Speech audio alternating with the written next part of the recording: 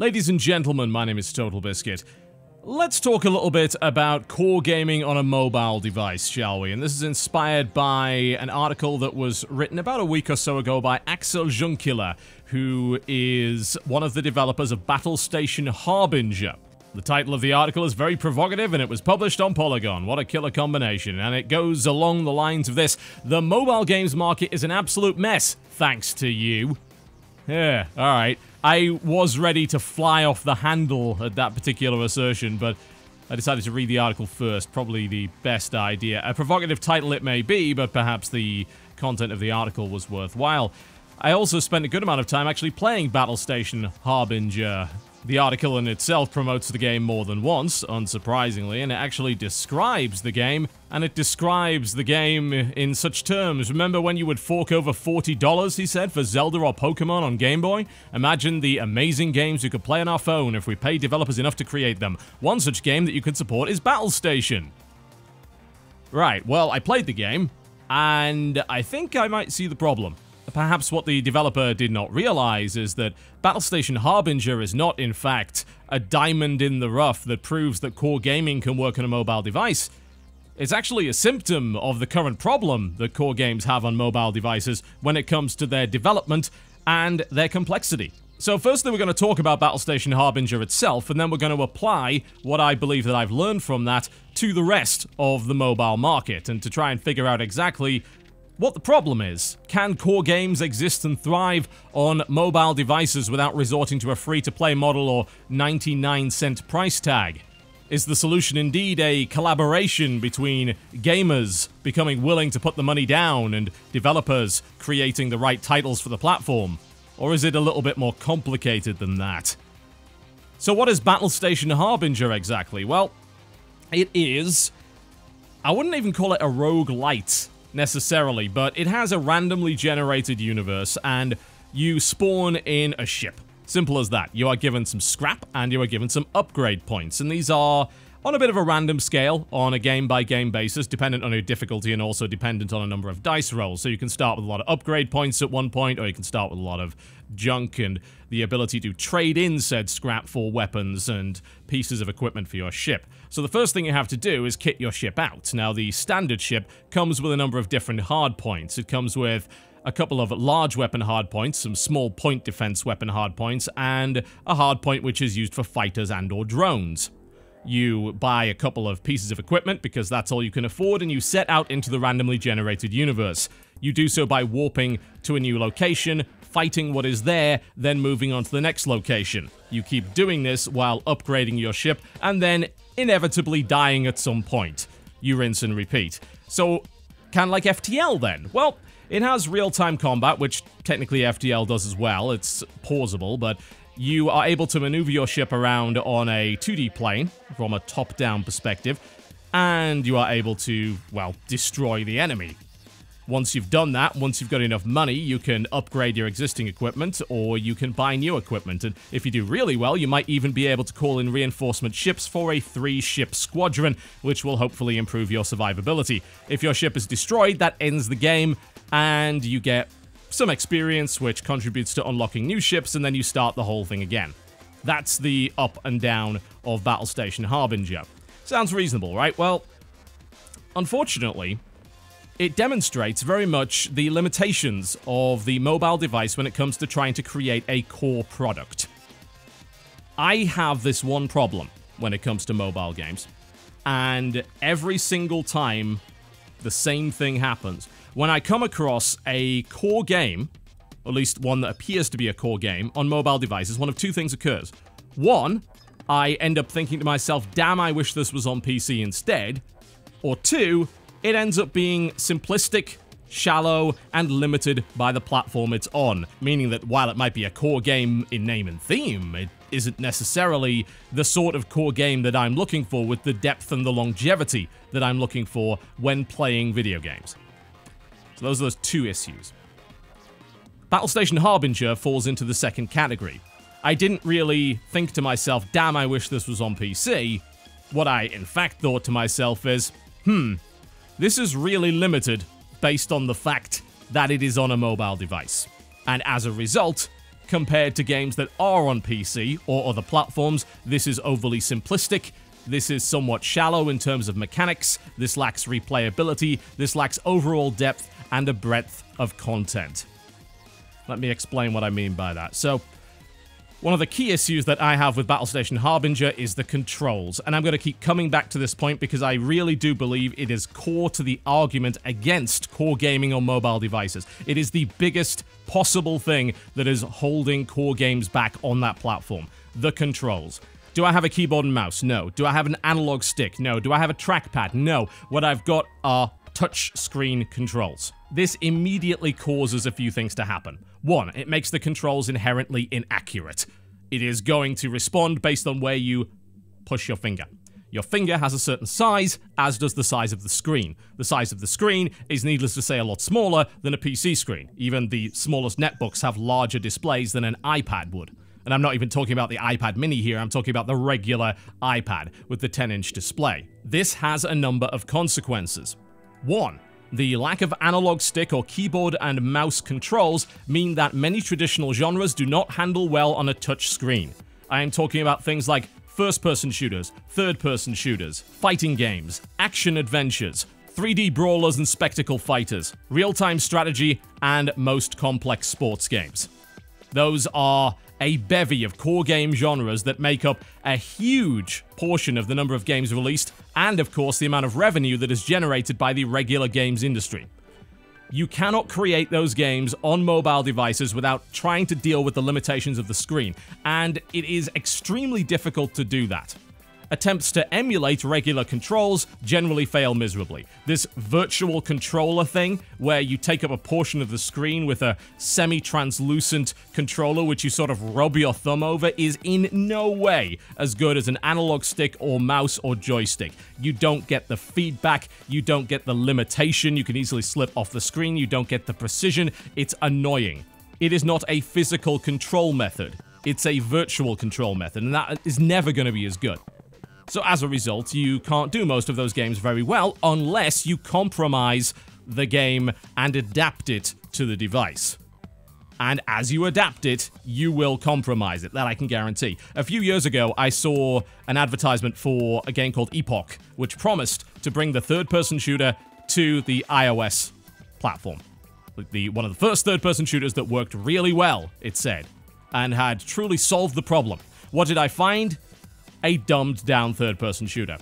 A game that, for the most part, did the shooting itself and really just relied on you changing cover at the right time.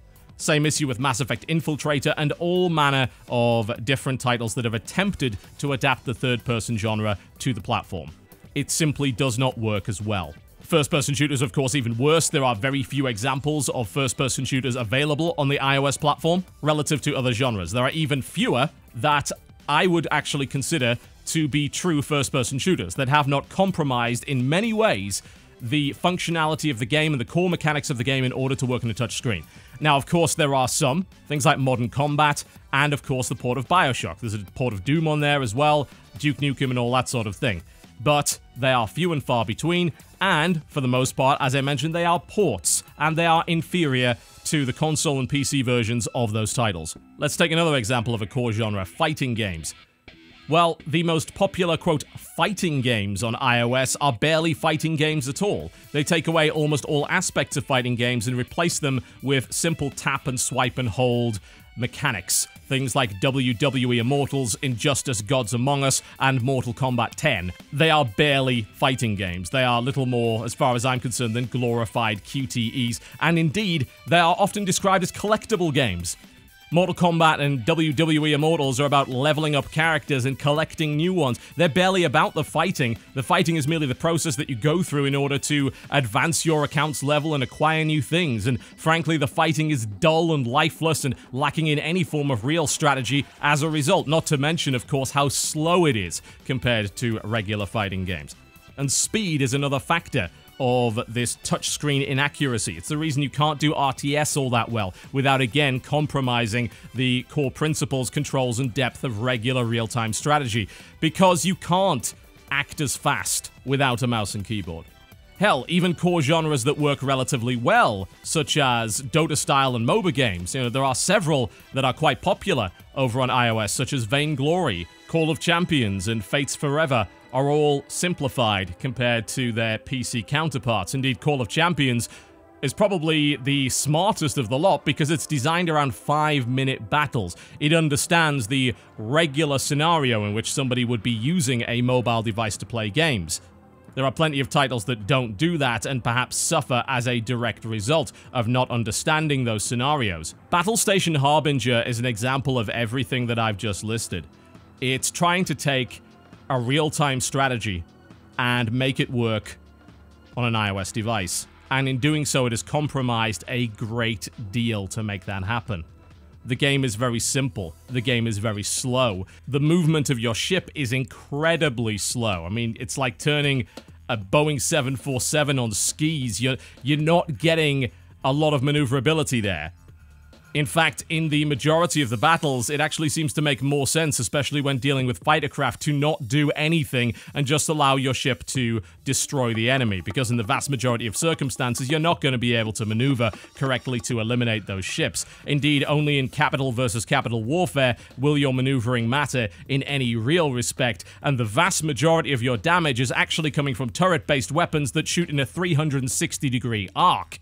Your maneuvering only really matters when it comes to avoiding point defense weapons, or indeed angling your point defense weapons in the direction of the opponent. Any sort of complexity when it comes to targeting is also eliminated, because let's be honest, are you really going to be able to target those tiny little ships yourself, or indeed aim at specific parts of an enemy battleship when you're dealing with only your finger as a control method? Well, the answer is not really, no. You can't specifically target fighter-sized craft, and you can't order around your own fighters beyond merely selecting a capital ship and clicking the button which says Fighters Attack. Under that capital ship, there's also the option to fire with missiles, all your weapons, fighters, and all that sort of thing, but that's about as strategic as the game actually gets. Move your ships, of which you can have up to 3, very, very slowly around a flat battlefield with absolutely no terrain features whatsoever, and hope to kill the enemy before they kill you. As far as I'm concerned, the core design of this game is limited by the platform it was on. One has to ask this question. If this game was developed for PC first, would these issues be part of the game? I am willing to assume that the answer to that is no. I really don't believe that it would, because you would not design a game with such limitations when you knew you had a more precise interface, and the proof, ladies and gentlemen, is in the Kickstarter for this game. They're doing a Kickstarter to fund the PC release, and they recently put out a video showing the progress of said PC release, and what did it have? Of course, bandboxing and precise controls, larger battles. And you've got to think to yourself, well, if I could do that in the first place, I imagine that I could move my fighters around individually. I would imagine that I could perhaps target individual fighters or individual parts of an enemy ship. I would imagine that the combat would not be as slow as it is. I imagine that I would not be limited to merely 3 ships at any given time. Why? Because I have a mouse and keyboard. I can act quicker, and the user interface would be designed in such a way.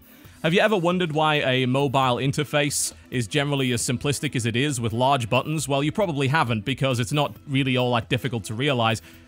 That space is used in such a way because having 2 small UI elements on a 10-inch touch display is not conducive to good gameplay when you're playing with your finger.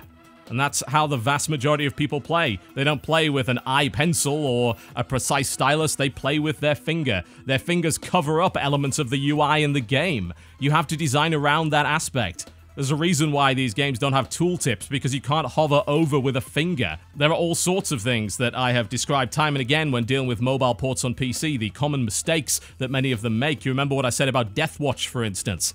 All sorts of issues there. The lack of speed, the lack of proper UI feedback and tooltips, the overall simplicity. It all comes back to one thing, the platform that it was being built for. Harbinger has various other problems that are not really related to the platform in and of itself, but I have to say that it is a very limited game, and if this is the sort of thing that is being put out there as an alternative to Pokemon and Zelda, well, I can safely say it's not even close, and the vast majority of games on mobile devices aren't either. The only ones that are are the ones that have embraced the limitations of the platform and have decided to go a different way when it came to either the genre or controls. Games like Monument Valley, for instance, which is in itself a fairly simplistic puzzle game, but uses the controls in a great way. Collectible card games that have taken advantage of the touchscreen and will play perfectly fine on a mobile device versus playing on a PC. There's a reason why Match 3 exploded on touch devices. It's because it's arguably the best format to actually play that game on.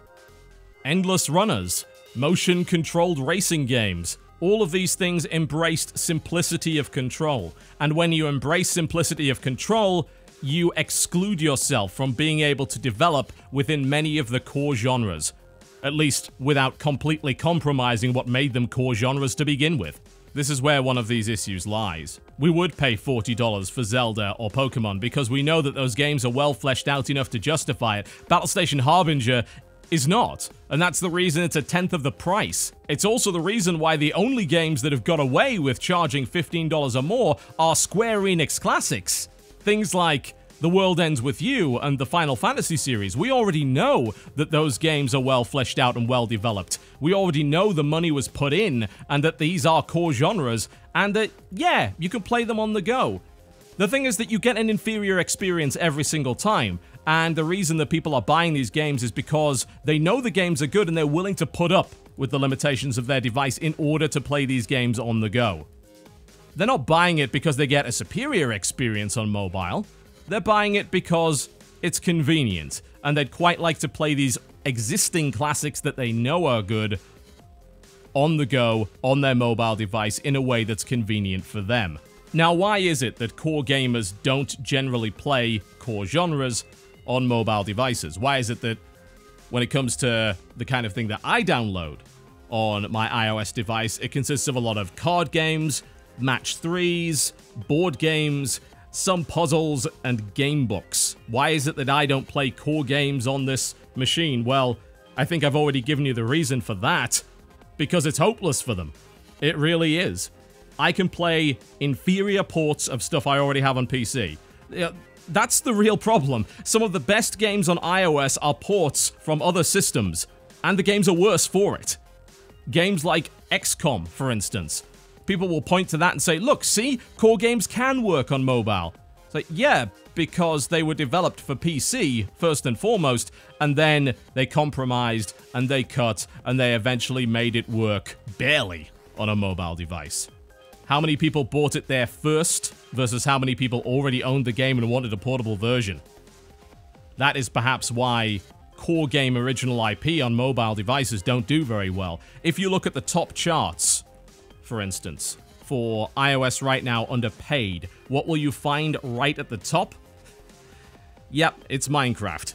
An inferior port of a game that is already out on a bunch of different systems. But, of course, people would like to play it on the go. Or more specifically, one has to think, hang on a minute, what is the demographic? What is the primary demographic for these successful pay-for games on iOS? Well, I think if you look at the list, the answer becomes fairly obvious. The primary demographic for a lot of these games is actually kids. Minecraft Story Mode, Minecraft Pocket Edition, Geometry Dash, Terraria, and Lucky Craft Survival Block Minigame are the top 5 paid-for games on iOS. These are games very popular with kids. There are all sorts of reasons why a kid may play these games on a mobile device. They may not have an option. They may not have their own PC. Of course, they spend a lot of time away from the home. Maybe they're able to take a tablet to school or to their grandmother's house or whatever. Or maybe they just do it to fill time. I watch what my son does with his mobile device, and often he will bring it in the car or to a restaurant. If he's bored, he will just play on that. If he wants to fill time and he's away from his PC, he'll probably use his mobile device for that. And he'll generally play ports or fairly simple games. I keep going down this list and I see yet more. Five Nights at Freddy's is on there multiple times. There is a version of NBA 2K16. There are things like Paw Patrol Rescue Run HD, which is an educational game. Scribblenauts, another Five Nights at Freddy's. Goat Simulator, another Five Nights at Freddy's.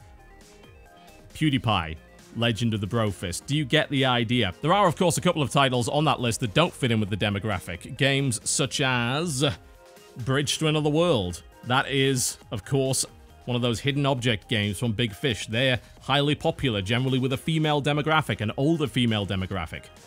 Ultimate Horse Simulator is probably there for the same reason, but for the most part, those games doing well on iOS all fall into the same category.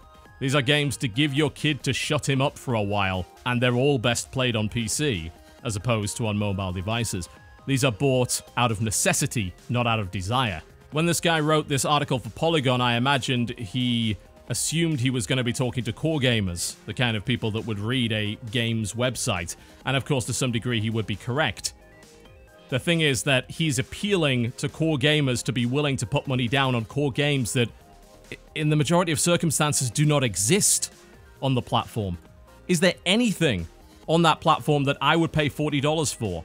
Absolutely not. Everything worth that, or even close to that, is a port of something I already own on a better platform elsewhere. Even the genres that work well on that system, such as CCGs and perhaps turn-based tactics games, I'd still prefer to play them on PC. I mean, hell, even Hearthstone, of all things, one of the least taxing games on the planet, still runs and plays better on a PC than it does on iOS. And honestly, when it comes to games, I use my mobile devices mostly to play Hearthstone when I can't get to my PC. So I ask again, where is the market? Who is being appealed to, and where are the products which are being used in order to convince them that this is a good idea? Well, the scary reality is that they're actually quite hard to find even when they do exist. One interesting point that was brought up in the article is that the games that do well are those that have mass appeal, that dominate the charts, because in reality, outside of the App Store game team's personal curation, it's very hard to actually find those diamonds in the rough on iOS. There aren't all that many websites that really cater to a core demographic. I think the closest one is probably Touch Arcade for the most part. Are there all that many YouTubers that can demonstrate it? Are there all that many large streamers that can demonstrate these games and actually put them out there? I mean, no, not really. A few days ago, my coverage of Renowned Explorers resulted in the game having its highest concurrent player count ever. That's what one video can do for a core title on PC. Who can do that for iOS? There aren't all that many people, I don't think. There aren't all that many channels that actually specialize in that. In fact, I think most of the popularity of iOS games is viral. It's based on sharing with your friends via Facebook. There's a reason why most of these games have that kind of functionality built into them, because it works. Free-to-play games and social games on iOS and Facebook have this damn thing down to a science when it comes to referrals and demanding that you spread the message to your friends, even sharing high scores and inviting others to join in the fun, as it were.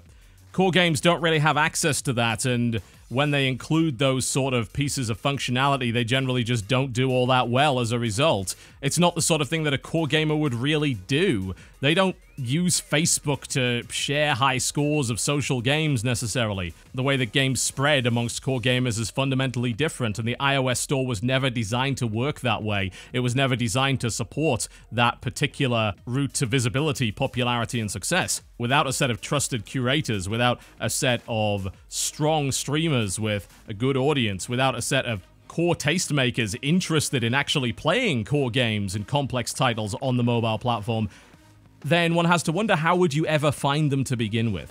How do you even know where to start? Where do you look for that? Now, even if you solve that problem, you then have to start convincing core gamers, those willing to pay money for a core experience, that iOS is actually worthy of their time. You've got to convince people to get off their PCs and play on a mobile device. And the reason that you have to do that is because if you don't, the only time that these gamers are going to use their mobile device is when they don't have the option to use their PC or console. That means that they're going to have limited time. They're going to be reluctant to even do it to begin with. They're begrudgingly playing the game on iOS, not enthusiastically. And how can you possibly convince them when almost every example of a core game on iOS is either dumbed down, shallow, and lacking in content in comparison to an equivalent game in the genre on a PC or console, or is a port, an inferior port of a game that's already on a PC or console? I have to say, good luck getting past that. And it all comes right back to what I was saying at the beginning of the video. It's about the interface. The interface is an almost impossible mountain to climb over. You remember the hype around Infinity Blade? When it said, look, console quality gaming. Finally. On iOS. It was a tech demo. It's not console quality gaming. It only sort of looks like console quality gaming. When they talk about console quality gaming, they're talking about visuals. These devices are getting more powerful, but they're not solving the core problem that is preventing them from releasing core games successfully on the platform. It doesn't matter how shiny your game is. It doesn't matter how high frame rate your game is, and it's very rare that you find a high frame rate game on an iOS device anyway, because you still can't control the damn thing. Infinity Blade isn't a spectacle fighter. Infinity Blade is not Dark Souls. It's not Bayonetta. It's a QTE game, for all intents and purposes. It is slash in the right direction at the right time. And then, of course, everything else is stats. It's all about the loot grind. It's all about the repetitive experience over and over and over again. And as impressive as the assets and the aesthetic may very well be, that game is hollow and shallow. And it always will be. Is it any wonder, then, that so many people are not willing to take a risk on something that purports to be a core game? I don't think it's really the cost that matters. I think that it's the cost in general. The fact that there is a cost to begin with. It doesn't matter if it's 99 cents or $15, I think your average core gamer is going to turn their nose up at something that claims to be a core game on a mobile device. They are far more willing to play something that is free to play to begin with. And indeed, a lot of the games that are seeing success take more casual and social elements, but apply a more core theme. Something that is more appealing to core gamers. The core gamer might not admit to wanting to play Candy Crush, but they may very well play a sci-fi themed Candy Crush with some interesting RPG mechanics. And indeed, the success of Match 3 should be proof positive of that. You know, it's become a core mechanic in a wide variety of genre-bending titles, many of which are appealing to core gamers. Don't get me wrong. I really do agree with the guy's core point that yes, people should be willing to pay for games on iOS. And there are plenty that are great, plenty that I have personally recommended. They're not core genres, but they're appealing to me as a gamer anyway. Games like 80 Days, an absolutely beautifully crafted and interesting spin on Choose Your Own Adventure. That game's great. Love it. Monument Valley, while simple, is aesthetically amazing and very satisfying to play regardless. My collection of game books as well as board games on my tablet should demonstrate that I'm very willing, and indeed quite a few people are very willing to pay money for good experiences, but these are the sort of experiences that actually benefit from being on a mobile device and are not held back by being on a mobile device. And until developers can figure that out, it's going to be very difficult to make a core game successful on that platform. I honestly don't even think there is a solution. Sure, you can adopt third-party controllers. You could if you want. Don't get me started on the cost of the damn things, but you can do that. Bit more functional on a phone, since you can more often than not put them in a configuration which has them on either side or has the phone pop up as sort of a screen in a clamshell design with a full-size controller. That can work. More difficult with a tablet, of course. But you need to see widespread adoption of these devices in order to make games for them viable. And you don't have that right now. Controller support is really still in its infancy when it comes to iOS and Android devices. The majority of users do not have a controller, and that means that you are inherently limited in terms of your audience. It was the same principle as the Kinect, I suppose, and the reason why they decided to include the Kinect with every system when the Xbox One first went on sale. Shame it didn't really turn out to be useful and didn't actually result in some great Kinect games, but you can see the idea. It goes way, way further than the author's proposition that people simply just be willing to pay for good games on iOS. I think they already are willing to pay for good games on iOS, but they're not good core games because really there aren't all that many good core games on iOS to begin with. We're playing different genres on the device. We're playing things that we wouldn't necessarily play on our PCs. We're playing things that benefit from the device rather than being held back by it. The inherent deep flaws in Battlestation Harbinger's design are, I think, proof positive of the problem. If that game was developed for PC in the first place, it probably wouldn't have the shallow mechanics, the poor controls, and the limitations that it does. But it was developed for iOS first. And right now, that just doesn't make sense. The reason nobody's making the next homeworld for iOS is because they know the next homeworld will sell better and play better on PC. The games that I truly believe are worth playing on iOS, the games that I truly believe are excellent examples of what mobile gaming is capable of, they're genres that aren't traditionally found on these other systems. Mobile invented new genres or refined existing ones based on necessity, based on limitation, and there can be strength and innovation found in that limitation. But the problem is when you try and tackle that limitation head on, when you try and adapt something that really shouldn't work, you're always going to compromise. And that compromise will lead to an inferior product. Harbinger is not an awful game. But Harbinger is no homeworld. Harbinger is certainly no FTL. Harbinger is a simple game with a core theme trapped on an iOS device. And all of its design flaws can most likely be traced back to that fact. Yes, people should be willing to pay for games on iOS. Yes, people were willing to pay $40 for Zelda and Pokemon. But there is nothing on that platform that compares to the quality and depth of those titles. And one has to wonder at this point whether there ever will be. My name's been TotalBiscuit, thank you very much for watching, and I'll see you next time.